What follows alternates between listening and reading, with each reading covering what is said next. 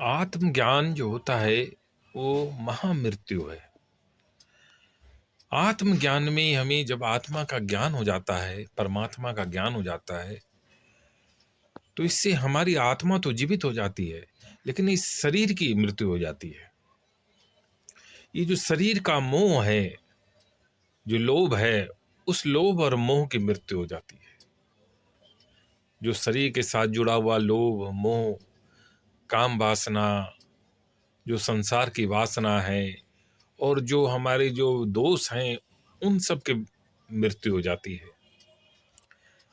तो आत्मज्ञान के जागने से हमारी आत्मा तो जीवित होती है, आत्मा को तो अमृत मिल जाता है, लेकिन जो हमारे शरीर के दोष हैं, जो शरीर का मोह है, लोभ है, काम क्रोध है, वो सबकी मृत्यु हो जाती है। इसलिए आत्मज्ञान को महामृत्यु कहा जाता है। उसके बाद फिर कोई मृत्यु नहीं होती है। उसके बाद वो जो आत्मा है, चेतना है, वो अमर हो जाती है। उसके बाद उसको किसी प्रकार का भ्रम, भय, डर, किसी प्रकार का चिंता नहीं लगती है। उसकी आत्मा जागृत हो जाती है, चेतना जागृत हो जाती है। आत्मज्ञान होने से आत्मा का ज्ञान हो जाता है, संसार का ज्ञान हो जाता है, परमात्मा का ज्ञान हो जाता है।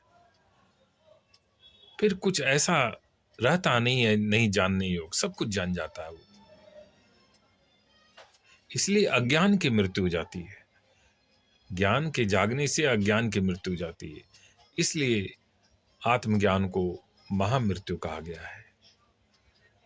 जैसे बुद्ध को जब आत्मज्ञान हुआ, ओशो को जब आत्मज्ञान हुआ, तो उनकी दोषों की, लोभ मोह की, अज्ञान की, उनके कष्टों की, चिंताओं की महामृत्यु हो गई। फिर वो मुक्त हो गए, अमर हो गए। और आज भी लोग उन्हें याद करते हैं, उनकी पूजा करते हैं।